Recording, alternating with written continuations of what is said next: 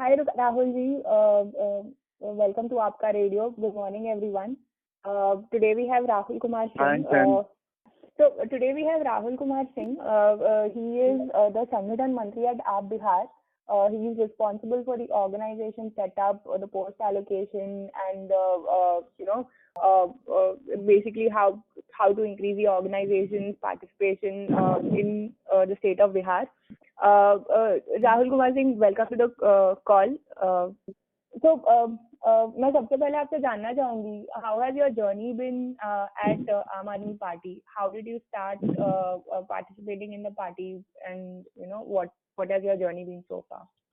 A very good morning to all of you, and thanks for giving me a chance to express myself to my overseas fan followers of Aam Aadmi Party.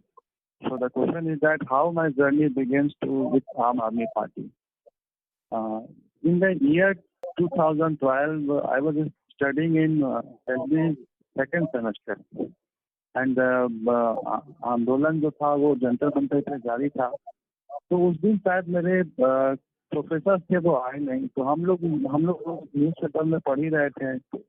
ऐसा मुझे अरविंद और अन्ना आंदोलन थोड़ा मैं criticise करता था, लेकिन जब मैं क्लास मेरे थे नहीं तो मैं सोचा चलो जंतर मंतर जाके देखता हूँ क्या हंगामा लगा है, वहाँ पे क्या चल रहा है.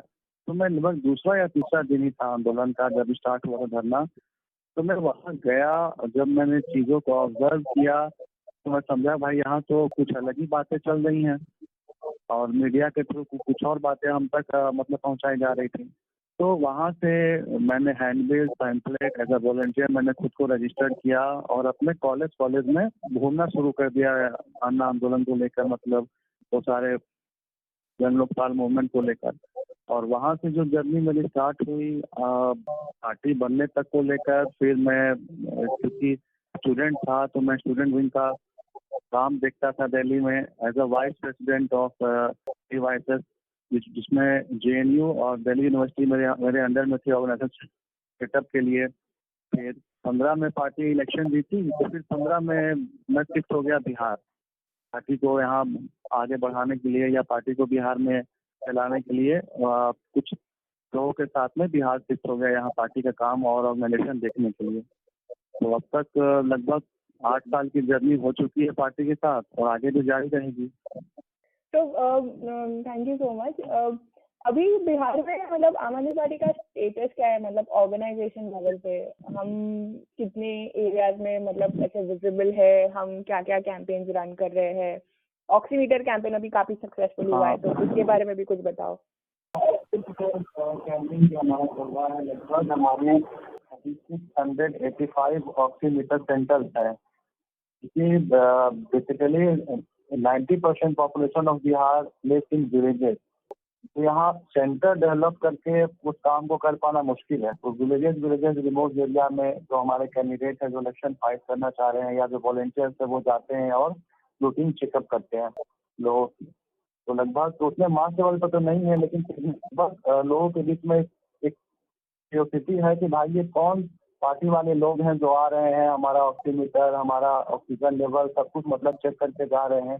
तो एक पॉजिटिव रिस्पॉन्स लोगों के बीच में आता है, क्योंकि मेन स्ट्रीम की जितनी पॉलिटिकल पार्टियां हैं वो सिर्फ मतलब भाषण दे रही हैं या पेपर के माध्यम से अपने पॉलिटिक्स को आगे बढ़ा रही हैं, लेकिन कोरोना में मेन लोगों को क्या समझाना है, आपको कब खतरा, आपको कब डेंजर है, आपको कब एग्जैक्टली डॉक्टर के ऑब्जर्वेशन में जाना है, ये आम आदमी पार्टी लोगों के बीच में जाए तो उनको बहुत ज़्यादा मतलब उत्साह लग रहा है कि कोई पार्टी जो है जो हमारे बीच में आ रहे हैं, जो हमारा मतलब चेकअप वगैरह कर रहे हैं या हमको मदद पहुंचा रहे हैं अगर हमारे बीच से कोई बीमार है. इसको लेकर बिहार में अच्छा कैंपेन चल रहा है. Do we have any questions? Rahul भाई, ऑर्गेनाइजेशन स्ट्रक्चर के बारे में थोड़ा बताइए ना, बिहार में कैसा है. हमारा स्टेट कमेटी है लगभग 38%. उसमें एक हमारे प्रेसिडेंट है, उसमें से एक मेरी पोस्ट है संगठन मंत्री की. उसके नीचे हमारी जोनल कमेटियां हैं, लगभग 9 जोनल कमेटियां हैं. उसके नीचे डिस्ट्रिक्ट ऑर्गेनाइजेशन है. Zonal committee in the means the administrative setup in Bihar is about all 38 districts are distributed in 9 commissionaries. Commissionaries means a group of 4 or 5 districts. So we have under the state committee, we have zonal committees. Under that, district committees, then block, then panchayat and booth level. So in booth level, our presence is not as much as is demanded. In block levels, in 80% blocks, we have presence. And in 38 districts, we have district units, district teams, all are available and fully functional. Thank you. थोड़ा बिहार की political structure के बारे में भी थोड़ा explain कीजिए ना, कितने डिस्ट्रिक्ट्स है पूरा स्टेट में, कितने एमएलए सीट्स है? बिहार में टोटल 38 डिस्ट्रिक्ट्स हैं, 40 लोकसभा हैं और 243 विधानसभा है, जिसमें से कि 39 are reserve for ST and SC community. And there are 4 major political parties in Bihar. First, RJD, Rashtriya Janata Dal, that is Lalu Yadav party. Second is JDU, Janata Dal United, that is led by Nitish Kumar. Third is BJP, led by Jaiswal ji.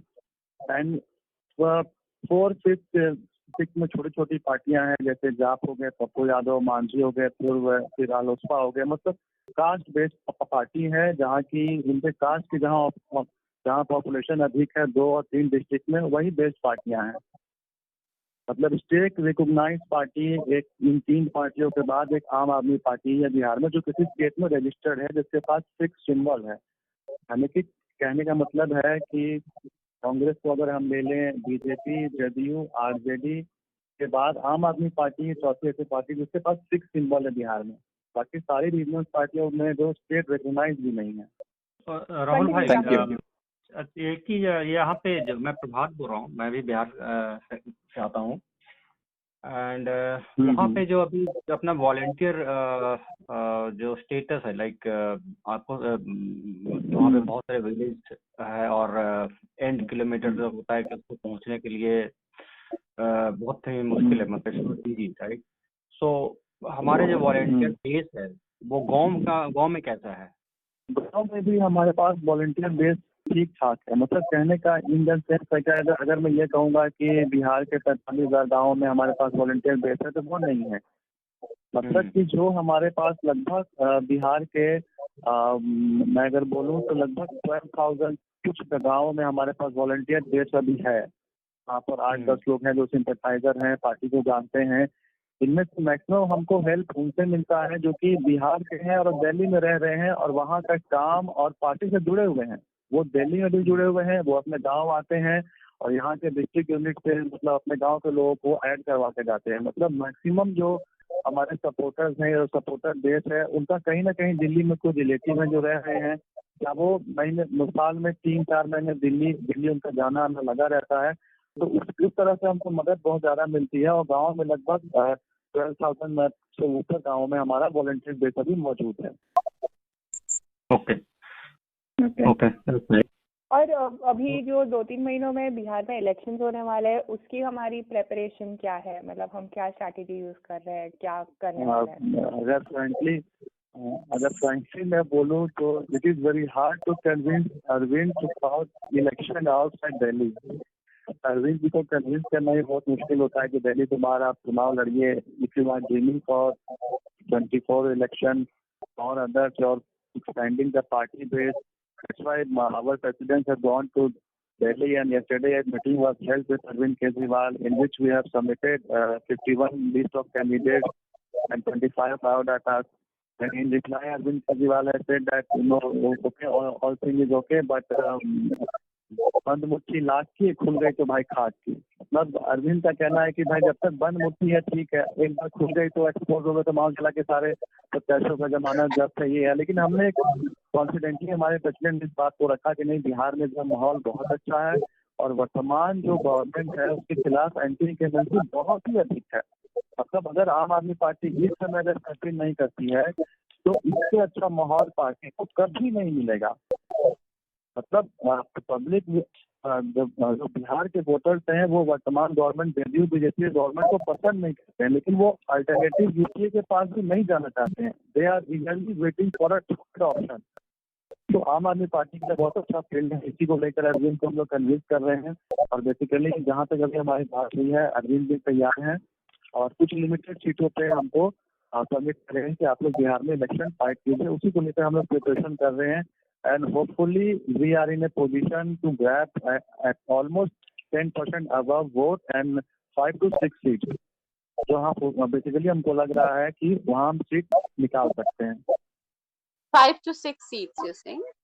Yes because आपको मैं इस ढंग से इसलिए बता रहा हूँ, जो आरजेडी मेन ऑपोजिशन पार्टी है हमारे कैंडिडेट को हंट कर रही है। उनको कॉल जा रहा है कि आम आदमी पार्टी में क्या रखा है, आप हमारे पार्टी में। Even Tejashwi who is leading the RJD in Bihar and who is dreaming at next CM of Bihar, उनका कॉल गया हमारे कैंडिडेट को, क्योंकि वो कैंडिडेट इतने अच्छे से इलेक्शन पास कर रहे हैं कि नगर निगम और जो होता है हमारा लोकल म्यूनिसिपल का जितना भी पेड एडवर्टीजमेंट बोर्ड है, वो सारे पे आम आदमी पार्टी कैप्चर नेक्स्ट 3 मंथ के लिए।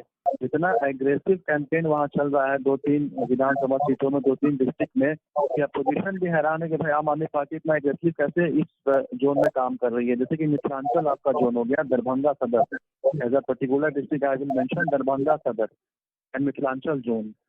तो एक तो है वहां पे आम आदमी पार्टी के लिए करंट अंडर करंट काफी स्ट्रॉन्ग है, जैसे आपने बोला। दूसरा जो बेसिक वहां का कास्टिस्ट फैक्टर जो होता है इलेक्शंस में नॉर्मली, है ना, यूपी बिहार का वो लोकल एक ये तो है जो अंडर करंट है फॉर आम आदमी पार्टी। हाँ, तो I mean, to what extent is the caste politics overruled by the Aam Aadmi Party undercurrent? One thing I want to clear here that it is a stigma that caste politics only prevails in Bihar.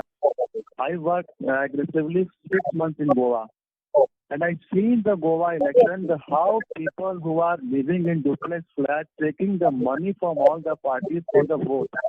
I am really shocked to see this scenario in Goa.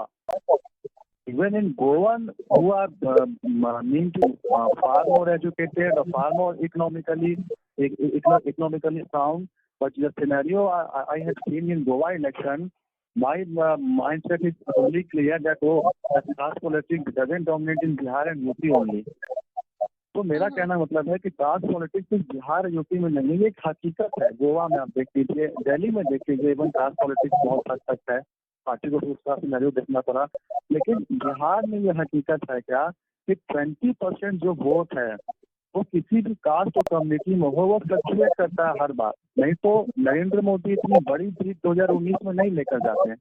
मतलब अगर as example मैं आपको बोलूँ कि बिहार में सबसे politically prevalent cast है यादव, तो यादव में अगर हम लोग मान के चलते हैं कि भाई 80% यादव है वो अपनी कास्ट को वोट करेगा, लेकिन 20% ऐसा यादव में है जो कि बीजेपी को वोट करता है या अदर जो लोग अच्छे उनके विचारधारा में लगते हैं तो उनको वोट कर देता है। ये एससी से लेकर फॉरवर्ड कम्युनिटी तक में है, जो कि 20% या 22% के आसपास है, जो कि एक लार्जर बेटर अपील पे वोट करते हैं। मतलब जैसे कि अगर नरेंद्र मोदी का जो सबसे बेटर बेनिफिट क्या हो जाता है कि बियॉन्ड द कास्ट लाइन में इनको वोट मिल जा रहा है। मतलब जो यादव कहे जाते हैं कि आरजेडी को ही वोट करेंगे या एक पर्टिकुलर कास्ट एक पर्टिकुलर पार्टी को ही वोट करेंगे, तो इसका मतलब जो जैसा हमारा कैलकुलेशन है वो 20% वोट है 22 के आसपास, वो फ्लक्चुएट करता है, चाहे वो किसी भी कम्युनिटी का हो, वो जाएगा ही। तो आम आदमी पार्टी जो इसका बेनिफिट मतलब ले सकती है या हमको मिलता भी है इसका बेनिफिट। मतलब कि अगर हम कहें तो हमारे ऑर्गेनाइजेशन में हर कास्ट के हर कम्युनिटी के लोग आसानी से जुड़ते हैं। मतलब अगर out of 10 2 people are there to join आम आदमी पार्टी और द परसेंटेज इज 20% ऐसा है कि जो कि हमारे साथ जुड़ने को तैयार रहता है। तो आप जो अंडर करंट की बात कर रहे थे, जस्ट एक अंदाजे के लिए हमें आइडिया लेने की, सपोज आम आदमी पार्टी 100 सीटों से लड़ती है इलेक्शन, तो out of 100 how many seats would you estimate? सिर्फ एक अंदाजा लेने के लिए, suppose we fight 100 seats, how many? हाँ, अगर मैं अभी का आपको एस्टिमेट करूँ, अगर पार्टी वहाँ 100 सीट फाइट करती है, उसमें 2 सिनेरियो हैं। एक है कि Arvind Kejriwal and central team with अगर खुले रूप से सपोर्ट करते हैं या चुनाव में आते हैं तो उसका अलग सिनेरियो बनता है। एक है कि जब बिहार यूनिट अपने दम पे इलेक्शन फाइट करती है विदाउट सेंट्रल सपोर्ट के, तो वहाँ पे सिनेरियो थोड़ा अलग हो जाता है। और जहाँ तक अभी हमको लगता है कि मतलब बिहार इलेक्शन को लेकर बिहार यूनिट की हमारी प्रिपेयर्डनेस जहाँ तक है कि कुछ जगहों कुछ सीटों पर ऐसा है कि जहाँ के हम नेक टू नेक फाइट में चल रहे हैं, और कुछ सीटें ऐसी हैं जहाँ की हम इलेक्शन के डे या वोटिंग के डे तक हम 16% वोट से अधिक नहीं क्रॉस कर रहे हैं। तो ऐसा चूंकि बिहार में पार्टी पहली बार इलेक्शन पास कर रही है, और जैसा कि हम नेक टू नेक फाइट में सिनेरियो में निकाल रहे हैं कि 5 to 6 सीट्स ऐसी है जहाँ की हम आसानी से क्लिक कर सकते हैं बिहार यूनिट अपने दम पे।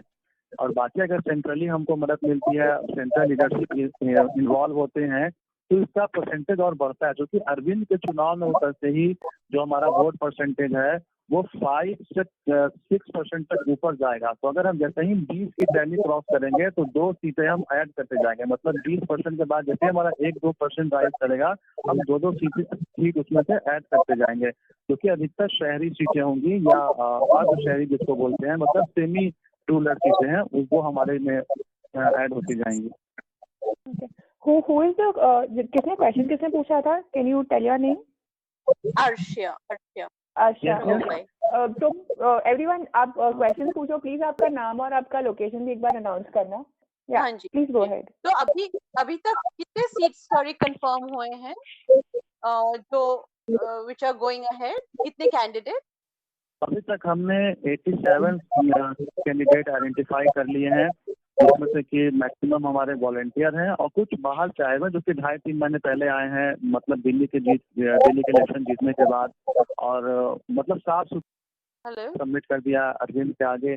अब फर्स्ट लिस्ट हमारी जितनी की जारी हो जाए ऊपर सेंट्रल के ऊपर हाथ में है। Okay, this is Arun, I had a question. Ticket announce हो जाएंगे। या प्लीज अरुण गो अहेड। हाँ, ये क्वेश्चन है कि आज बिहार में मीडिया कितने आम आदमी पार्टी के अगेंस्ट है या हेल्प कर सकते हैं? नहीं, जैसे कि कहने का मतलब है कि बिहार में प्रिंट मीडिया है वो पूरी तरह से गवर्नमेंट एडेड और फंडेड है। वहाँ आप चाह कर भी स्पेस नहीं ले सकते हैं। जो मेन राजधानी के पेज है, मतलब जो मैं आपको बोल रहा हूँ हेड पटना, बिहार की राजधानी पटना, वहाँ के मेन पेज में आपको जगह नहीं मिलेगी। लेकिन जो डिस्ट्रिक्ट की पेज है वहाँ पे आम आदमी पार्टी को फुल कवरेज मिलता है। अगर मैं ये चाहूँ कि कल को आम आदमी पार्टी के न्यूज को मैं जो मेन राजधानी में मेन प्रिंट है उसमें छप जाए तो बहुत मुश्किल है, बहुत मुश्किल से स्पेस हमको मिलता है।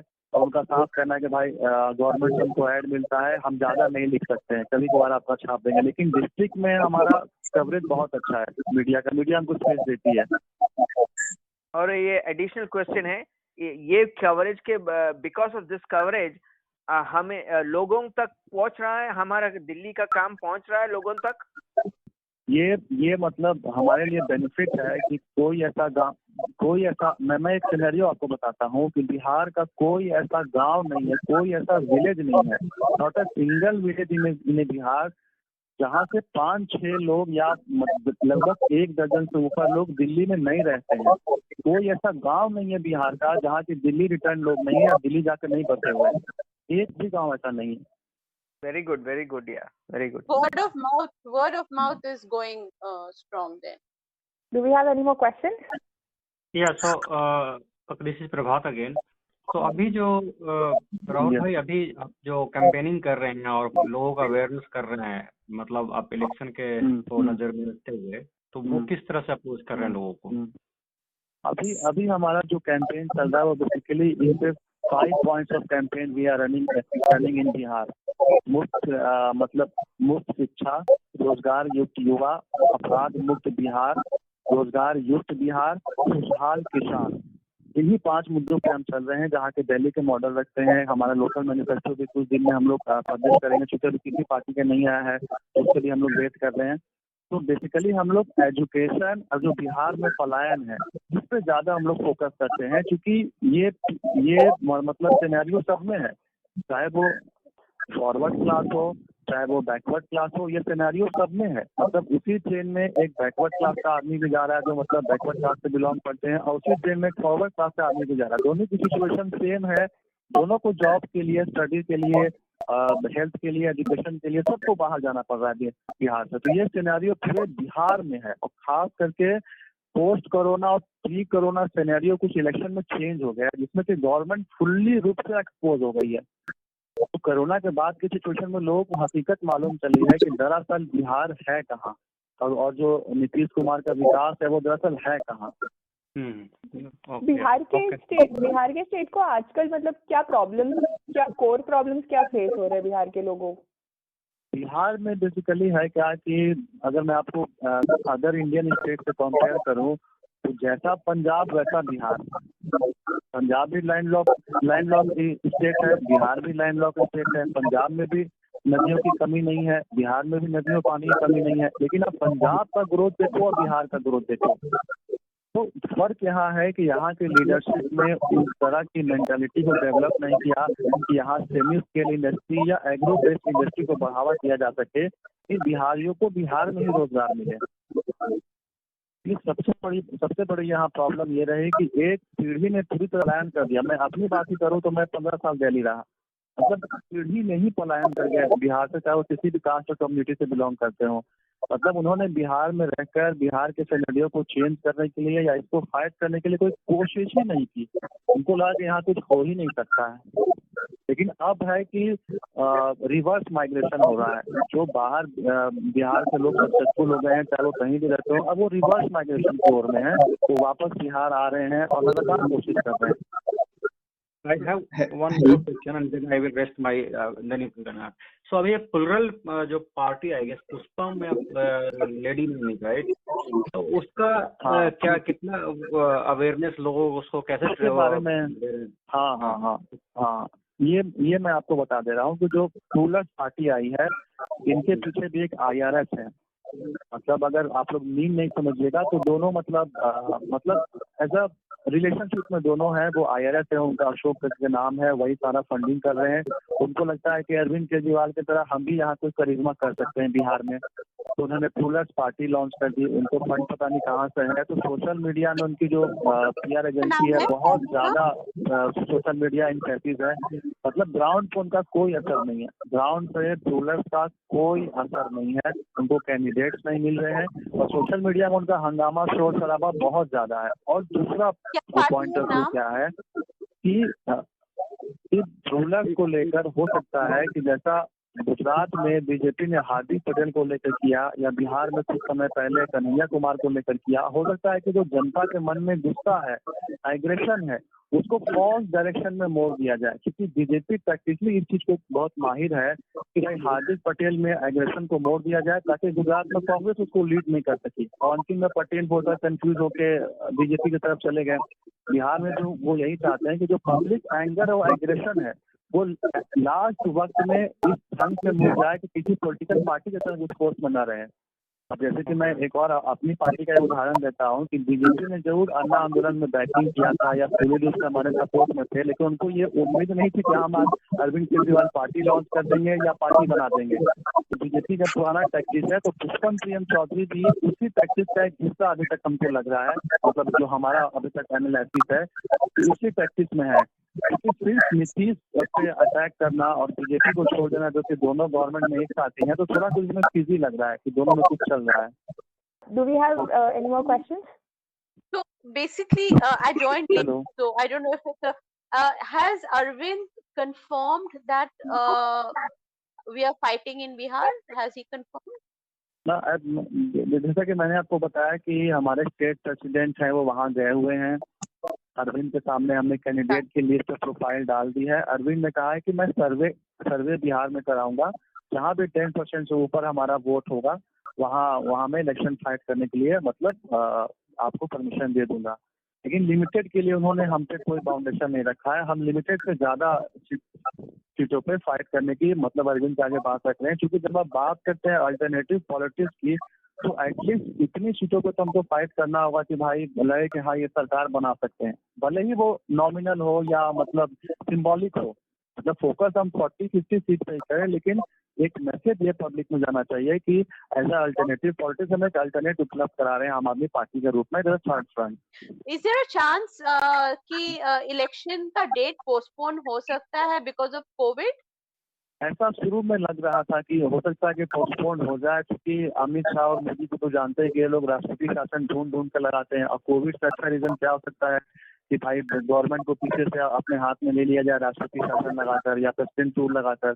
लेकिन लगता नहीं है, क्योंकि जहां तक मुझे इंफॉर्मेशन है कि Bihar election is highly compromise in the sense opposition leader Tejaswi Yadav had in the last month or 2 or 3 months ago, Nityanand Rai, who's a past president of the Bihar BJP, he fixed a meeting with Tejaswi and Amit Shah, and Amit Shah told Tejaswi कि आप भाई opposition leader बने रहोगे, आपके Lalu Yadav father का मैं bell करा दूंगा, वहां से बेल हो जाएगा, हमारा अपोज नहीं रहेगा, लेकिन आप इलेक्शन में मतलब उस ढंग से फाइट नहीं करो। क्योंकि पिछले 3 महीने से तेजस्वी नीतीश से तो अटैक कर रहे हैं, लेकिन बीजेपी के खिलाफ एक शब्द नहीं बोल रहे हैं, जबकि मेजर पोर्टफोलियो में होल्डर बीजेपी भी है, चाहे वो हेल्थ हो, एजुकेशन हो या एग्रीकल्चर हो, उसमें बीजेपी भी है।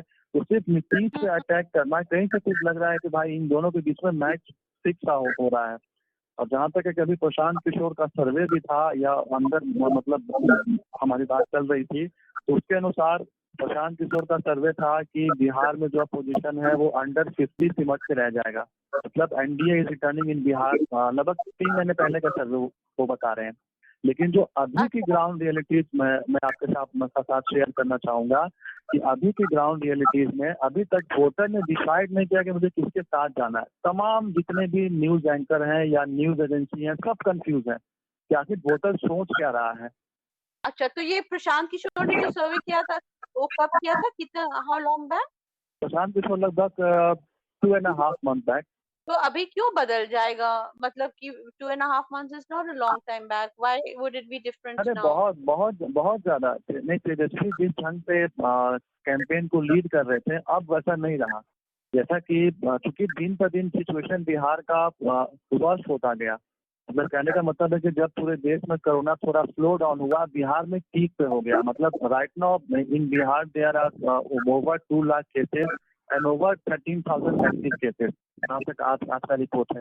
और गवर्नमेंट की तरफ से पूरी रिपोर्टिंग बंद हो गई। तो जो बाहर से लोग आए उनको दोबारा वापस जाना पड़ा। मतलब बाहर से लोग इतने दुखी होकर आए थे कि इस बार नमक रोटी खाएंगे लेकिन बाहर नहीं जाएंगे बिहार से, लेकिन उनको वापस दोबारा जाना पड़ा क्योंकि बिहार गवर्नमेंट ने कोई अल्टरनेट उनको उपलब्ध नहीं कराया। ना उनको राशन मिला, ना उनको पैसे मिले जो उनके लिए गए हुए थे, कुछ उनको नहीं मिला। तो बहुत ज्यादा एंगर है यहाँ के पब्लिक में कि गवर्नमेंट एक्सपोज हो गई पूरी तरह से। यानी कि लगभग 35 to 40 लाख बाहर के बिहारी माइग्रेट करके इधर 2.5 महीने में आए। उन्होंने जो गांव में माहौल बनाया ना, वो बहुत शॉकिंग। अगर आप सुनोगे एक स्टोरी और उनकी आप भी सुनोगे तो बहुत शॉकिंग माहौल बना कि गांव में अगर आप मतलब बिहार के न्यूज आप फॉलो करोगे तो रोज कहीं ना कहीं बीजेपी के एमएलए हो या जेडीयू के एमएलए हो, इनको गांव से लोग भगा रहे हैं। तमाम तरह के लोकल न्यूज आप बिहार के फॉलो करोगे तो ये सिनेरियो है, लोग इनको बाहर कर रहे हैं, गांव में घुसने नहीं दे रहे हैं। अच्छा, Okay. Does anyone else have questions? This is Jashwant. Rahul भाई, आपका बिहार में सोशल मीडिया टीम कैसा है आम आदमी पार्टी का? सोशल मीडिया टीम जैसा मतलब होना चाहिए वैसा तो नहीं है, लेकिन फिर भी कुछ वॉलंटियर्स हैं जो कि एक्टिवली पार्टिसिपेट करते हैं और इसको आगे बढ़ा रहे हैं। जैसे तुफैल है हमारा, वो हेड है। तो वॉलंटियर रूप में लोग इसमें पार्टिसिपेट कर रहे हैं, लेकिन उतना स्ट्रांग नहीं है। और कहने का मतलब है क्या कि आम आदमी पार्टी का सोशल मीडिया भी जो नेशनली है वो इतना स्ट्रांग है कि बाकी स्टेट से उनको सपोर्ट मिलता है। चाहे वो पंजाब का मुद्दा हो, तो अगर पंजाब का मुद्दा है तो पूरे इंडिया का सोशल मीडिया इन्वॉल्व है उसमें। अगर यूपी का मुद्दा है तो पूरे इंडिया का सोशल मीडिया इन्वॉल्व है। तो लगता है कि नहीं भाई यूपी के सोशल मीडिया ट्रेंड कर रहे हैं, लेकिन ऐसा नहीं है। अगर स्टेट सपोर्ट करना बंद कर दें तो हमारा जो नेशनल सोशल मीडिया उसका ट्रेंड भी 7वें या 6ठे नंबर पर जाता है। तो कहने का मतलब है कि अगर बिहार या झारखंड या ऐसे स्टेट का मुद्दा हो तो कहीं से कोई सपोर्ट नहीं आता, तो लगता है कि सोशल मीडिया नहीं है। इतनी अच्छी खासी मौजूद है। मतलब जो सिनेरियो है वो मैं आपसे शेयर कर रहा हूँ। तो मतलब टीम उतनी मजबूत होनी चाहिए लेकिन है नहीं। मतलब इस चीज को मैं एक्सेप्ट करता हूँ। हमारे पास फुल टाइमर उतने वॉलंटियर नहीं है जो कि सोशल मीडिया में एक्टिवली पार्टिसिपेट कर सके। और दूसरा, बिहार में फेसबुक ज्यादा प्रेवलेंट है, तो फेसबुक हमारी उपस्थिति अच्छी खासी है, ट्विटर पे हम उतने नहीं है। हाय, आई हैव अ क्वेश्चन। मैं साहिल बोल रहा हूँ दिल्ली से। राहुल भाई वेलकम। मैं ना आउटरीच टीम में काम करता हूँ आम आदमी पार्टी के सेंट्रल टीम में। तो आपके कैंपेन के लिए बिहार के लिए फंड रेजिंग का क्या सीन है? मतलब कितना फंड है, सब पर्याप्त भी है या फिर बहुत ज्यादा हेल्प चाहिए या फिर चल जाएगा काम अभी? सर बहुत ज्यादा हेल्प की जरूरत है। क्योंकि जब सेंट्रल टीम में अगर मान लीजिए कि चुनाव के वहाँ ऑफिशियल अनाउंसमेंट हो जाती है, तब तो कोई फंड की हमको क्राइसिस रहेगी ही नहीं, क्योंकि हमको ऑफिशियल अनाउंसमेंट अरविंद के द्वारा नहीं है। वहाँ से पहले ही कहा गया था कि आप लोग लिमिटेड सीट पर ही फाइट कीजिए। तो जो मतलब मैं आपको अपनी फीलिंग शेयर कर रहा हूँ कि जो वॉलंटियर 8 साल से पार्टी के साथ लगा हुआ है, कभी गोवा जाता है, कभी पंजाब जाता है, कभी दिल्ली जाता है। मैं खुद मतलब इन सभी स्टेटों में 6 महीने काम किया हूँ, अपने काम को ब्रेक डाउन करके छोड़ के। तो उसके मन में एक आशा है कि भाई बिहार में भी पार्टी बढ़े, कुछ हो यहाँ पे। अब अरविंद के अपने कैलकुलेशंस हैं, उन पे मैं नहीं जाऊंगा। तो जब वहाँ पे सेंट्रली कोई अनाउंसमेंट नहीं है, अगर आप पार्टी के लीडर्स के ट्वीट आप देखिएगा तो शायद ही बिहार को लेकर कोई ट्वीट कभी हुआ होगा, रीट्वीट कभी भी पिछले 5 साल 6 साल में। तो उसको लेकर अगर आप बिहार यूनिट, हम लोग फंड कैसे जनरेट होगा हमारे पास। लेकिन जो हमारे कैपेबल कैंडिडेट हैं उनसे हमारी बात हो सकी है, और मिनिमम जो हमारा फंड रिक्वायरमेंट है उसको लेकर हम लोग पूरा कर सकेंगे। कोशिश में इसी में है, लेकिन फंड का तो बहुत ज्यादा है बिहार में। इसी को लेकर हम प्रोफेशनल सोशल मीडिया भी हायर नहीं कर पा रहे। जो कैंडिडेट अपने लेवल पे हैं वो एजेंसीज हायर कर रहे हैं और अपना सारा काम करा रहे हैं, लेकिन पार्टी के लेवल पर हमने अभी हायर नहीं किया है किसी को। सॉरी, मेरा एक छोटा सा फॉलोअप क्वेश्चन था कि अभी जो संगठन का जो काम कर रहे हैं वो कैसे सपोर्ट करते हैं फंड के मामले में? संगठन का काम अभी सारे लोग अपने पॉकेट से वियर करते हैं। बस अभी जो पार्टी का रेंट, मतलब पार्टी का मेजर हमारा सेक्रेटेरिएट है, ऑफिस है, वो ईसीएस के द्वारा जाता है, वो होता है। बाकी सारे लोग भी जितने यहाँ ऑफिस बियरर्स हैं वो अपने पॉकेट से ही पार्टी का सारा काम वगैरह रन करते हैं। डिस्ट्रिक्ट यूनिट अपने यहाँ प्रोग्राम अपने जो कलेक्शन उनका होता है उससे चलाते हैं। मतलब कि ओवरऑल मतलब बिहार में हम लोग सेल्फ डिपेंडेंट है। जो पार्टी के ऑफिस बेयरर्स है वही सब कुछ करते हैं। एक चीज और मैं इसमें ऐड करना चाहूंगा कि दिल्ली से शहरों में या बड़े शहरों में ऐसा है कि वहाँ सेल्फ प्रोफेशनल लोग बहुत अच्छे हैं। मतलब ऐसा अर्निंग उनका ज्यादा है कि उनको किसी पार्टी को या किसी पॉलिटिकल ऑर्गेनाइजेशन को डोनेट करना कोई बड़ी चीज नहीं है। लेकिन बिहार ऐसे स्टेट में जो पैसे वाले लोग हैं वो या तो कॉन्ट्रैक्टर्स हैं, डॉक्टर्स हैं, इंजीनियर्स हैं, या छोटे मोटे जो बिजनेसमैन है वो हैं। और ये जब तक कोई पॉलिटिकल बेनिफिट नहीं देखेंगे कि मैं इस पार्टी को दे रहा हूँ या ये पार्टी अगर पावर में आएगी तो मुझे कुछ बेनिफिट होगा, इसी से पैसा निकलवाना, कि जैसे दिल्ली में लोग आसानी से दे देते हैं कि भाई मुझे अच्छा देश बनाना है, करप्शन फ्री देश बनाना है। बिहार में उतने हार्ड मतलब उस लेवल के इनकम यहाँ पे किसी का है नहीं।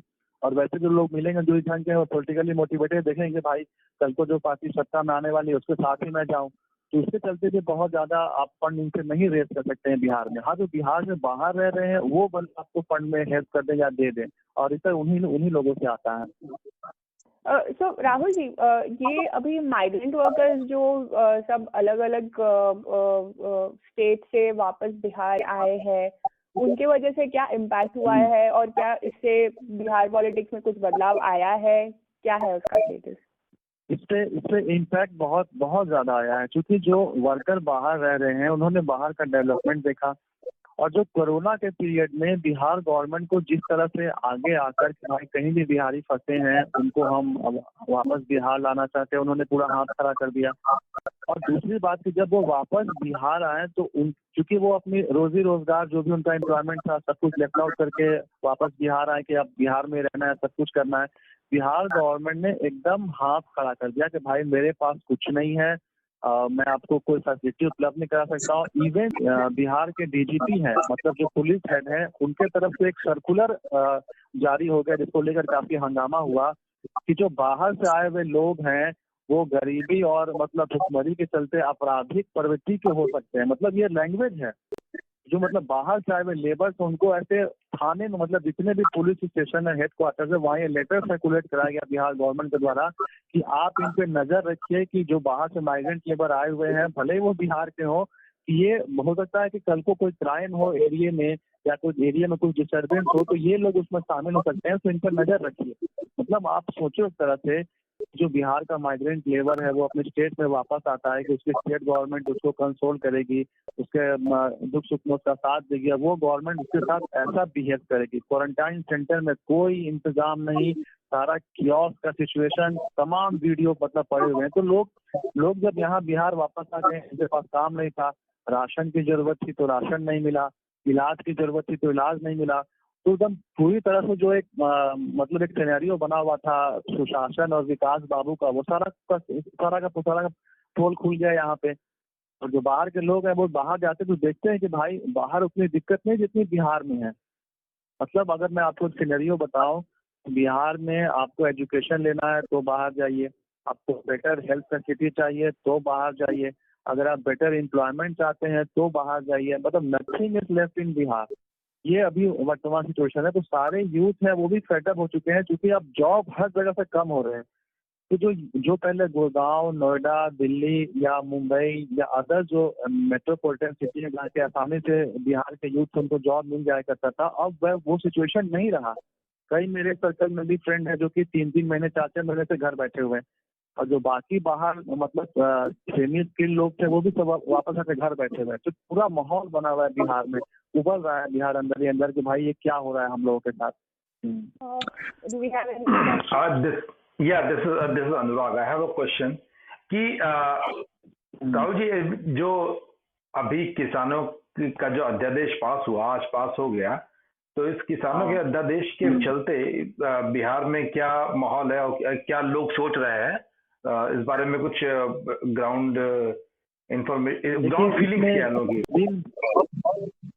हाँ, इस बिल में 2 सिनेरियो है सर। अगर मैं आपको क्लियरली बोलूं तो ये बिल एक हद तक बिहार के लिए बेनिफिशियरी है। मतलब मैं पहली लाइन किधर बोल रहा हूँ, आप पूछो कैसे।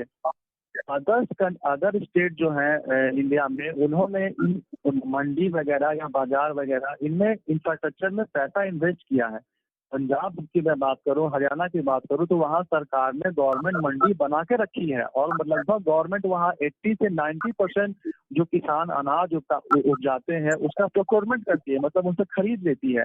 बेसिकली अगर यही एवरेज देखा जाए तो लगभग तमाम स्टेट हैं, चाहे साउथ इंडियन स्टेट हो या उधर के नॉर्थ इंडियन स्टेट में मैं आपको पंजाब हरियाणा ले लूँ, वहाँ सरकार की मंडियों में उन्होंने इन्वेस्ट किया है सरकार ने और अच्छा खासा इंफ्रास्ट्रक्चर भी खड़ा किया है। तो उन राज्यों के लिए ये किसान बिल बहुत ही घातक है, क्योंकि पहले सरकार पे दबाव था, सरकार पे मजबूरी थी कि हाँ भाई आपको इतने में गेहूं, धान या जो मौसमी फसल है उनके रेट देके लेने हैं। लेकिन जब प्राइवेट प्लेयर्स इसमें आ जाएंगे तो शुरुआत में तो वो रेट अच्छा देंगे, 1-2 साल रेट अच्छा देंगे, लेकिन उसके बाद वो जब किसान मतलब सारे प्लेयर्स मार्केट से खत्म हो जाएंगे। कैसे, मैं आपको उदाहरण दूंगा जियो मोबाइल का। जियो मोबाइल ने आकर किस तरह से मार्केट डिस्टर्ब किया, आज की डेट में वो कॉस्टली पड़ रहा है। तो वही हालत किसानों की भी होने वाली है। बड़े पूंजीपति उसमें जाएंगे, कॉन्ट्रैक्ट फार्मिंग को बढ़ावा मिलेगा, मन माना वो लोग रेट तय करेंगे, इतने पे किसान को बेचना है, किसान के पास कोई ऑप्शन नहीं रहेगा, किसान किसी और को भी अपना अनाज बेच सके। लेकिन बिहार ऐसे स्टेट में जहाँ की गवर्नमेंट ने इंफ्रास्ट्रक्चर में कुछ इन्वेस्टमेंट नहीं किया है, तो यहाँ तो कोई भी प्राइवेट प्लेयर्स आएगा वो किसानों के लिए फायदेमंद ही है। क्योंकि हमारे यहाँ से अगर गेहूं की बात करें, मक्का की बात करें, मतलब और जो अदर फसल है वो सब आंध्रा और अदर स्टेट में जाते हैं, फिर वहाँ से जो एनिमल फूडर्स है वो बन के बिहार आता है। तो कम से कम जो बाहर जा रहा है यहीं आकर लगाते हैं इंडस्ट्री वो, मतलब क्योंकि बिहार में वैसा इंफ्रास्ट्रक्चर तैयार ही नहीं हुआ है, तो यहाँ के तो बेनिफिशियरी हो जाएगा, लेकिन जो अदर स्टेट है वहाँ बहुत दिक्कत हो जाएगी। Rahul ji, this is Prashant here. मैं स्विट्जरलैंड से एक वॉलंटियर हूँ। तो मैं थोड़ा देर से जुड़ा, तो शायद ये सवाल ऑलरेडी किसी ने पूछ लिया हो, तो अब बता दीजिएगा। क्या आम आदमी पार्टी बिहार में किसी और पार्टी के साथ अलाई कर सकती है अभी? मतलब वहाँ पे कोई क्या छोटे प्लेयर्स है, जैसे लेफ्ट फ्रंट हो गया, या फिर ये प्लूरल्स पार्टी जो एक नई आई है, वो इनके साथ कोई कॉमन ग्राउंड्स पे अग्रीमेंट आने की संभावना है? नहीं, ऐसा कुछ नहीं है। मतलब कुछ बीच में यशवंत सिन्हा जी से बात हमारी चल रही थी, मतलब जो यशवंत सिन्हा है, जो अभी बीजेपी से बागी चल रहे हैं, उनके बेटे सांसद हैं जमशेदपुर से, तो उन्होंने एक फ्रंट बनाया, यूनाइटेड डेमोक्रेटिक फ्रंट। हमसे बातचीत चला, हमने मैसेज उनको पास ऑन कर दिया कि आप सेंट्रल लीडरशिप से बातचीत कर लीजिए, अगर वो तैयार है तो हम बिहार यूनिट को भी कोई प्रॉब्लम नहीं है आपके साथ जाने में। लेकिन वहाँ से सेंट्रली हमको मतलब अलाउ नहीं किया गया कि भाई उसमें उनके यूनिट में कोई खास ताकत नहीं है या खास उनका वोट परसेंटेज नहीं है, उनके साथ जाने में कोई फायदा नहीं है। तो क्योंकि अगर हम किसी गठबंधन में जाते हैं तो शॉर्ट टर्म के लिए तो हमको बेनिफिट होगा, लेकिन लॉन्ग टर्म के लिए बहुत ज्यादा हमको मतलब लॉस हो जाएगा। अच्छा, पर हम ये देख रहे हैं कि जैसे लेफ्ट फ्रंट आजकल मतलब थोड़े टाइम पहले काफी रैलियां करती थी और हर डिस्ट्रिक्ट पे मतलब काफी भीड़ इकट्ठा होती थी कन्हैया कुमार के स्पीच सुनने के लिए। तो लगा कि मतलब शायद बिहार में कन्हैया का एक तरह से मैं एक आपको प्रेजेंस बताना चाहूंगा, थोड़ा मैं टाइम लूंगा इसमें। जी कि लेफ्ट फ्रंट का जो पॉलिटिक्स था वो क्लास पॉलिटिक्स था जी। लेफ्ट फ्रंट का मतलब class politics in the sense मैं आपको समझाऊं कि एक खास इकोनॉमिक ग्रुप, मतलब जिनकी एक सीमित आमदनी है, मतलब 15,000 20,000, माने आप एग्जाम्पल बता रहा हूँ कि क्लास पॉलिटिक्स था लेफ्ट फ्रंट का, वो कास्ट बेस्ड पॉलिटिक्स नहीं था। कि सोसाइटी में जो एक खास इनकम मतलब इनकम वाले लोग थे वही उनके वोट बैंक हुआ करते थे, जिसमें मिल मजदूर थे या छोटे कामगार लोग थे, तो एक बेस हुआ करता था।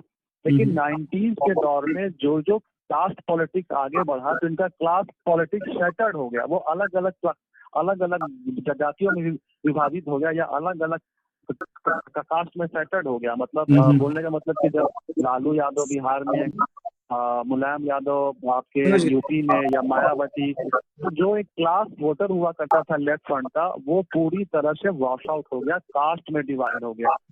जहाँ तक बात है, अगर यही क्लास पॉलिटिक्स आम आदमी पार्टी कर रही है, मतलब दिल्ली में रेप्लिकेट कर रही है कि खास इनकम मतलब जो खास इनकम तक के लोग हैं वही हमारे मेजर वोटर हैं दिल्ली में। अब लेकिन जब हम बिहार में और कन्हैया सिनेरियो की बात करते हैं तो कन्हैया सिनेरियो 2 फॉर्मूले पे चल रहा था। एक तो एंटी सीए प्रोटेस्ट जो हुआ और जो एंटी एनआरसी प्रोटेस्ट हुआ, उसमें लेफ्ट पार्टियों को लगा कि जो बहुत बड़ा मुस्लिम वोटर है वो चंक होके हमारे तरफ आ जाएगा अगर हम एग्रेसिवली इसमें कैंपेन करते हैं। और दूसरा पार्ट इसका ये था कि जो लेफ्ट पार्टियों को लगता था कि भाई हमको इसका बेनिफिट केरला में मिलेगा, वहाँ लगभग 22-23% के आसपास मुस्लिम है, हमको वेस्ट बंगाल में उसका फायदा मिलेगा क्योंकि इन्हीं 2 स्टेट में लेफ्ट का ऑर्गेनाइजेशन मतलब थोड़े हेल्दी सिचुएशन में है, इसको ये देखा गया। और दूसरा पॉइंट ऑफ व्यू ये क्या था कि नरेंद्र मोदी की जो पॉलिटिक्स है, जो बीजेपी की पॉलिटिक्स है कि भाई शैडो अपोनेंट खड़ा करो, मतलब जो उसमें कुछ हो ही नहीं। मतलब आप समझो कि आम आदमी पार्टी को उतना मीडिया फुटेज नहीं मिलता था जितना कन्हैया को मिलता था। कन्हैया क्या है, कन्हैया कुमार, जो बीजेपी द्वारा एक मतलब शैडो एक इमेज खड़ा किया गया कि भाई हमारा मेन प्रिंसिपल अपोजिशन यही है या मेन खतरा पूरे देश को यही है। उनके रैलियों में लगातार मीडिया को भेजना, लगातार मेन स्ट्रीम मीडिया को भेजना कि मतलब पब्लिक को दिखाना कि देखो भाई ये हमारे देश का दुश्मन है, इसको हराना है हमको। तो कन्हैया को बीजेपी ने इस्तेमाल किया, उनके रैलियों में जाना, उनको फाइनेंस उपलब्ध कराना या मीडिया के द्वारा उनको इतना हाइप दिया गया कि मतलब देश में एक माहौल, एक सिनेरियो, एक बाइनरी क्रिएट किया गया कि बीजेपी ने एक फॉल्स बाइनरी चलाया कि टुकड़े टुकड़े गैंग है इस देश में या देशद्रोहियों की एक जमात है देश में। वो मीडिया के मदद से बाइनरी कन्हैया के रूप में सेटअप हो गया और जिसका कोई वोट बैंक नहीं है, कोई बेस नहीं है, वो तो धराशायी होना ही था, चुनाव में हो गया वो। सेम यही बाइनरी उन्होंने गुजरात इलेक्शन में यूज किया हार्दिक पटेल को। आज हार्दिक पटेल कहाँ है हमको अब किसी को नहीं मालूम है। नहीं तो हार्दिक पटेल तो भी कांग्रेस के चीफ बन चुके हैं। पटेल, हाँ नहीं वही कहे कि गुजरात इलेक्शन से 7 महीना पहले हार्दिक पटेल समूचे मेन स्ट्रीम मीडिया में छाए हुए थे, हीरो बनाए हुए था उनको, क्योंकि बीजेपी की ये पॉलिसी थी कि अगर कोई मेन स्ट्रीम पॉलिटिकल पार्टी अगर पटेल एग्रेशन को अगर आगे बढ़ाएगी तो उससे बीजेपी को नुकसान होगा। लेकिन एक गैर राजनीतिक आउटफिट, जैसे कि अन्ना आंदोलन गैर राजनीतिक आउटफिट था, गैर राजनीतिक आउटफिट अगर पब्लिक एंगर को रिप्रेजेंट करेगा तो वो किसी के तरफ भी मतलब टिल्ट हो सकता है, जो कि नरेंद्र मोदी की तरफ हो गया 2014 के इलेक्शन में। तो वही हुआ, हमको गुजरात में उसका लाभ मिला। हार्दिक पटेल कंफ्यूज होकर चले गए कांग्रेस में, लोग कांग्रेस के साथ जाना नहीं चाहते थे, तो अंतिम में कंफ्यूज होकर उन्होंने नरेंद्र मोदी को दोबारा वोट दे दिया। वही चीज बिहार में कुछ पार्टियां ऐसी खड़ी की गई हैं, जैसा कि ट्रूलर्स के बारे में आपने कुछ लोगों ने चर्चा कर रहे थे। ट्रूलर्स भी यही है कि पब्लिक एंगर को एक सेफ्टी वॉल्व के जरिए इधर उधर मतलब इधर उधर डायरेक्शन में घुमा दिया जाए, एक मेन पॉलिटिकल फोर्स के पीछे नामबंद ना हो सके। इसमें मीडिया की मदद ली जाती है, सोशल मीडिया की मदद ली जाती है, पूरी तरह से एक इलेक्शन डिजाइन किया जाता है इस ढंग से कि किस तरह से जो पब्लिक एंगर है। ओके, राहुल जी, एक हमें बताइए कि अभी फिलहाल तो 2 महीनों में इलेक्शंस है, उसके बाद हमारा प्लान क्या है? मतलब ये इलेक्शन जो होंगे वो होंगे, पर उसके आगे हमने क्या सोचा है? मतलब कौन से लोकल इलेक्शंस होंगे जिसमें हम फाइट करेंगे? हम ऑर्गेनाइजेशन बिल्डिंग पे क्या फोकस करने वाले हैं?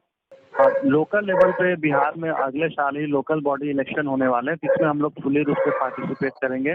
लेकिन लोकल बॉडी इलेक्शन यहाँ पार्टी बेस पे नहीं होते हैं, मतलब कि पार्टियां नहीं लड़ती हैं, मतलब उनको अलग अलग सिंबल अलॉट होता है। क्योंकि बिहार में लोकल बॉडी इलेक्शन में पार्टियां अलाउ नहीं है, तो हम लोग जो हमारे वॉलंटियर्स हैं, कैडर्स हैं, उनको हम लोग पंचायत इलेक्शन हो गया या एमसी मतलब लोकल बॉडी इलेक्शन हो गए, मेयर वाले इलेक्शन में हम लोग फाइट करेंगे अगले साल। ओके, और ऑर्गेनाइजेशन बिल्डिंग में हम आगे क्या प्लान कर रहे हैं? जैसे अभी ऑक्सीमीटर कैंपेन चल रहा है, आगे हम क्या मतलब सोच रहे हैं कि और लोगों को कैसे जुड़े?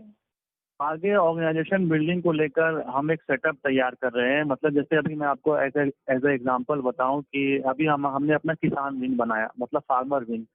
तो फार्मर विंग में हमने एक अभिषेक कुमार हैं, औरंगाबाद डिस्ट्रिक्ट से बिलोंग करते हैं, और किसान रत्न अवार्ड उनको 2 बार मिल चुका है। तो हम इस विंग को इस ढंग से डेवलप कर रहे हैं कि किसानों के बीच में जाते हैं और उनको अल्टरनेटिव क्रॉप के बारे में ट्रेन करते हैं। मतलब मैं एक विंग की आपको उदाहरण बता रहा हूँ। तो आम आदमी पार्टी का किसान विंग बाकी पार्टियों के किसान विंग से अलग इसलिए है कि हम किसानों को ये नहीं बोल रहे हैं फार्मर्स को कि आप जाओ डिस्ट्रिक्ट एडमिनिस्ट्रेशन हो या लोकल एडमिनिस्ट्रेशन हो, उनका घेराव करो, उनका मतलब आप अपने दामों को लेकर प्रोटेस्ट करो।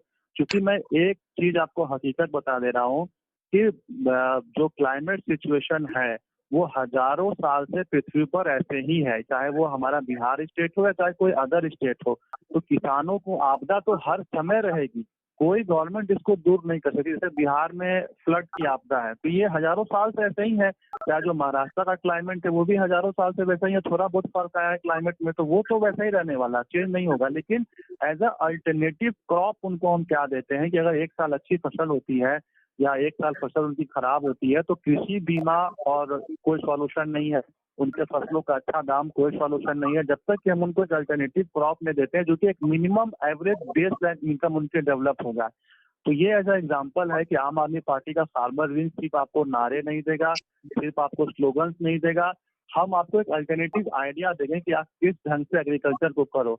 तो इसी तरह से तमाम प्रोफेशनल्स हैं जो कि अपने फील्ड में कहीं ना कहीं सक्सेसफुल हैं, उन सबों को हमने आम आदमी पार्टी का एग्रीकल्चर विंग से जोड़ा है। क्योंकि बिहार में अभी भी 80% पॉपुलेशन एग्रीकल्चर बेस्ड है, तो हम उनको इस ढंग से अपने विंग के साथ जोड़ रहे हैं और काफी सफलता भी हमको मिल रही है गाँव में, जो कि अल्टरनेटिव क्रॉप जिन्होंने अपने गाँव में या अपने फील्ड में एक्सपेरिमेंट किया है तो उनको हम अपने ऑर्गेनाइजेशन में ला रहे हैं।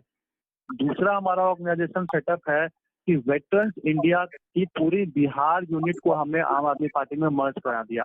मतलब हम लेफ्टिनेंट कर्नल से लेकर कमांडिंग ऑफिसर तक के आर्मी रैंक के ऑफिसर हमारे बिहार के 38 डिस्ट्रिक्ट में है। मतलब आम आदमी पार्टी बिहार पूरे इंडिया में पहली यूनिट होगी जिसके पास मतलब पूर्व सैनिकों का इतना बड़ा संगठन है। ये नेशनल लेवल पर ना दिल्ली में हमारे पास है ना किसी अदर स्टेट में है। जितने पूर्व सैनिक या एक्स सर्विसमैन आम आदमी पार्टी बिहार के पास है उतने आम आदमी पार्टी के किसी यूनिट में नहीं है। मतलब पूरी की पूरी वेटरन्स इंडिया की टीम ही आम आदमी पार्टी में मर्ज कर गई। और कुछ लोग इलेक्शन भी फाइट कर रहे हैं, हमारे लगभग 25 कैंडिडेट ऐसे हैं जो कि पूर्व सैनिक हैं, वो भी इलेक्शन फाइट कर रहे हैं हम हमारे तरफ से। मतलब वो मतलब प्रिपरेशन कर रहे हैं। तो इस ढंग से हम ऑर्गेनाइजेशन को आगे धीरे धीरे ले जा रहे हैं अलग अलग फील्ड में।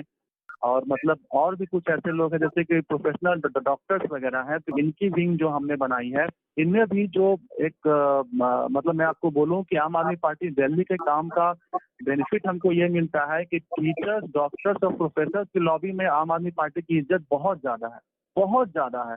मतलब हमारी रीच उन तक नहीं हो पा रही है, नहीं तो वो एकदम कोई निगेटिव कमेंट्स नहीं जो पहले मिला करते थे, कोई मतलब एडवर्स रिमार्क्स नहीं है, मतलब वो जुड़ने को तैयार हैं। जिसमें जिनके पास भी हम जाते हैं वो जुड़ने को तैयार है। मतलब अब तेजी से आम आदमी पार्टी का यहाँ मतलब जो ऑर्गेनाइजेशन सेटअप है वो एक्सपैंड हो रहा है। तो प्रशांत किशोर का अभी क्या है, क्या चल रहा है उनका बिहार में, राहुल भाई? जहाँ तक प्रशांत किशोर को मैं समझ पाया हूँ अब तक, मेरी पहली मुलाकात उनसे हुई थी हमारे जो सांसद राज्यसभा के एनडी गुप्ता हैं उनके फ्लैट पे हुई थी। मतलब कि उनका फ्लैट पार्टी का वार रूम बना हुआ था जहाँ प्रशांत किशोर रहते थे, पूरी टीम उनकी रहती थी एनडी गुप्ता जी के आवास पे, जो उनको पार्लियामेंट्री आवास मिला हुआ। तो वहाँ उनसे मिला तो उनका रिस्पांस था कि हम लोग बिहार में कुछ बड़ा करेंगे। मैं तो इतना ज्यादा होपफुल हो गया कि भाई प्रशांत किशोर ऐसा स्ट्रेटेजिक अगर हमारे पास आ जाए, अरविंद के साथ अच्छी ट्यूनिंग हो जाए तो बिहार में लगता है कुछ बड़ा हम लोग कर लेंगे। और अगर आप इसको मानो या नहीं मानो कि मतलब जो हिंदी बेल्ट के जितने भी स्टेट हैं इनका इलेक्शन थोड़ा नेशनल फ्लेवर लिए हुए रहता है। मतलब कि इनकी जो पहुंच है राष्ट्रीय राजनीति में कुछ तक रहती है। तो हम बहुत होपफुल थे। इन हाउ पता नहीं अरविंद और प्रशांत के बीच वो ट्यूनिंग मतलब बैठी नहीं, या प्रशांत ने मना किया या अरविंद ने मना किया या दोनों का टेम्परामेंट मैच नहीं कर पाया। इन हाउ हम लोग आगे नहीं जा सके। लेकिन प्रशांत आए यहाँ प्रेस कॉन्फ्रेंस के बिहार में, मैं बहुत ज्यादा होपफुल था इन चीजों को लेकर कि प्रशांत आखिर कोई भी कैंपेन चलाएंगे आगे करके अगर इसको कैरी ऑन करेंगे तो हम इनके साथ हो जाएंगे। और पूरे बिहार के मेन स्ट्रीम मीडिया में, पूरे बिहार के पॉलिटिकल पार्टीज में एक अफवाह ये हो गई कि प्रशांत किशोर आम आदमी पार्टी का काम कर रहे हैं और हमें मालूम नहीं है। जो भी हमको अदर पॉलिटिकल पार्टीज के लोग मिल रहे हैं कह रहे कि भाई प्रशांत किशोर तो तुम्ही लोग का काम कर रहा है, प्रशांत किशोर तो अरविंद केजरीवाल का ही काम कर रहा है, जबकि हमारे उनके बीच में कोई कनेक्शन नहीं था। लेकिन इधर बीच क्या हुआ कि प्रशांत किशोर जो उनका वर्किंग स्टाइल है, चूंकि जहाँ तक हम उनको समझ पाए हैं प्रशांत किशोर को, थोड़ा करेज की कमी है उनमें। मुझे यही समझ में आता है कि भाई जब प्रशांत किशोर इतने बड़े स्ट्रेटेजिक हैं, इतने बड़े मास्टर हैं, तो Prashant Kishor as a leader क्यों नहीं इवॉल्व कर पा रहे अपने आप को। यही मुझे फर्क समझ में आता है कि भाई अरविंद केजरीवाल है और प्रशांत किशोर है। अरविंद केजरीवाल में मतलब ये हिम्मत है, ये मादा है कि वो आदमी सामने से लीड करता है। और जब प्रशांत किशोर को सामने से लीड करने की बारी आई, उनके ऊपर एक छोटा सा FIR हुआ, कॉपीराइट को लेकर छोटा FIR हुआ। मतलब एक सिंबल उनको दिया गया बिहार के रूलिंग पार्टी द्वारा कि अगर आप शांत नहीं हुए, गायब नहीं हुए, तो ये एग्जाम्पल है, ऐसे कई आप पे केसेस होंगे। उसके बाद से प्रशांत किशोर पूरे बिहार के सिनेरियो से गायब हो गए। प्रशांत किशोर के टीम में हमारे सेवा एसएस के बहुत वॉलेंटियर थे, जो मेरे जूनियर थे, जिन्होंने 3 साल 4 साल काम किया था दिल्ली में, जिनको नर्सरिंग करके हम लोग ने ट्रेनिंग दिया था, वो प्रशांत किशोर में काम करते थे। उनकी टीम से पूरी इन्फॉर्मेशन मेरे पास आती थी। वो पंचायत इलेक्शन का प्रशांत किशोर पूरे बिहार में तैयारी कर रहे थे। फिर बीच में मालूम चला कि उन्होंने अप्रोच किया आरजेडी को, आरजेडी उनको नहीं उनकी बात नहीं बन पाई। फिर मालूम चला कि वो ममता के पीछे चले गए। फिलहाल हालात ये है कि प्रशांत किशोर पूरी तरह से अपने आप को बिहार इलेक्शन से पीछे खींच चुके हैं। मतलब वही मैं कहूँ कि भाई आदमी लीडर क्यों नहीं हो, सभी लोग लीडर क्यों नहीं हो जाते हैं। तो प्रशांत किशोर में वही बात है, उनमें वो करेज नहीं था। मतलब अगर कहा जाए तो जैसा प्रेस कॉन्फ्रेंस किया था, लगभग बिहार का यूथ उनकी तरफ मतलब दीवाना हो जाता अगर उसी चीज को वो कैरी ऑन। मतलब बहुत अच्छा माहौल में वो मतलब पार्टी को मतलब अपने आउटफिट को लॉन्च किए थे। लेकिन उसके बाद से एक FIR क्या हुआ, वो गायब हो गए सीधा बिहार से। ओके राहुल जी, आप अपने बारे में हमें कुछ बताइए। मतलब आप पर्सनल लाइफ और पार्टी वर्क और प्रोफेशनल लाइफ सब कैसे मैनेज करते हो? ये मतलब बोलना चाहूंगा कि हर बिहारी लड़के की तरह एक ड्रीम होता है IAS बनने का। तो मैं IAS बनने दिल्ली गया था और क्योंकि मेरा पॉलिटिकल बैकग्राउंड भी था कुछ, मतलब मेरे ग्रैंडफादर 25 ईयर्स MLA रह चुके थे मेरे होम टाउन से। लेकिन पॉलिटिक्स से हम लोग बहुत दूर हो चुके थे, मतलब लगभग छोड़ ही चुके थे हम लोग। उसके बाद मैं दिल्ली IAS प्रिपरेशन में गया, लॉ में मैंने एडमिशन लिया, वहाँ से पार्टी से मेरा एलिनेशन हुआ। घर वालों ने कुछ कहा भी कि भाई, क्योंकि घर वाले इतना पॉलिटिक्स देख चुके थे कि वो शुरुआत में तैयार नहीं थे। लेकिन पता नहीं एक ब्लड में होता है क्या होता है, मेरे दिमाग में सनक तैयार हो गया, भाई आप UPSC की तैयारी छोड़नी है, कोई भी प्रिपरेशन की तैयारी छोड़नी है और मतलब घूमना है। मतलब मेरे फ्रेंड सर्किल में, मेरे क्लास में लोग जबरदस्त मजाक उड़ाया करते थे मेरा, जबरदस्त। मतलब आप इमेजिन कर सकते हो दिल्ली यूनिवर्सिटी के क्लास में, मतलब मैं इवनिंग क्लास लॉ की ज्वाइन किया था कि क्योंकि डे में पार्टी का काम करता था और शाम में मैं वहाँ पे लॉ की इवनिंग क्लास किया करता था। अटेंडेंस को लेकर बहुत पंगा होता था, लेकिन लोग जानते हैं टीचर से लेके पूरा कॉलेज जानता था कि आम आदमी पार्टी का ये बंदा है। मैंगो मैन मेरा नाम पड़ गया था मेरे कॉलेज में। तो वहाँ से एक जर्नी स्टार्ट हुई। धीरे धीरे घर वालों ने एक्सेप्ट कर लिया कि भाई चलो भाई अब इसको यही करना है, यही करें। तो लगभग 2015 तक दिल्ली में ही रहा। उसके बाद 15 के बाद हम सब में जितने कुछ बिहारियों का ग्रुप था पार्टी में, जो बिहारी थे आधे बिहारी एमएलए बन गए। जो लीड कर रहे थे लगभग 8-10 के आसपास एमएलए बने। जो उनके बाद वाले बच गए हमारे जैसे कहेंगे चलो भाई अब बिहार चलते हम तो भाई पार्टी को वहाँ लेकर जाएं। तो वहाँ पर जब हम लोग बिहार आए तो यहाँ स्ट्रगल करने लगे भाई, और स्ट्रगल करते करते अब यहाँ तक पहुँचे हैं कि सेंट्रल यूनिट कम से कम बिहार में इंटरेस्ट ले और बिहार में आगे लड़े।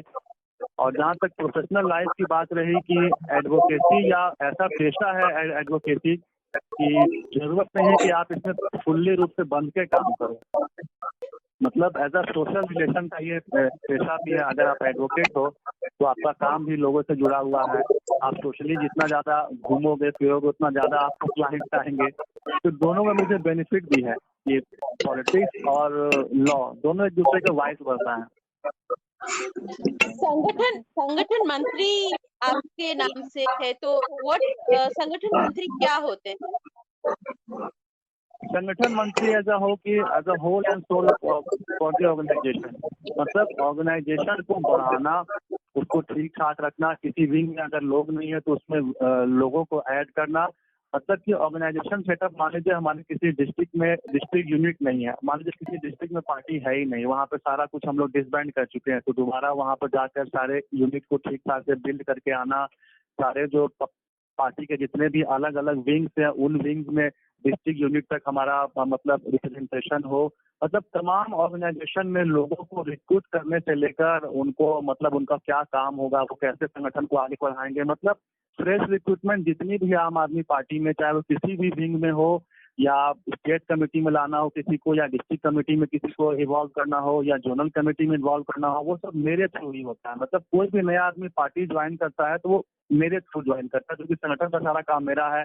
तो मेरा काम ये होता है कि उस आदमी को इवेल्युएट करके ये आदमी डिस्ट्रिक्ट के लायक है, कि ये आदमी वहाँ ज्यादा यूटिलाइज हो सकता है हमारे लिए, उस ढंग से वो मेरा फीडबैक रहता है और मैं वहाँ पे उस आदमी को मतलब फोर्स जिम्मेदारी जो है उनको अलॉट करके उनसे काम करवाता हूँ।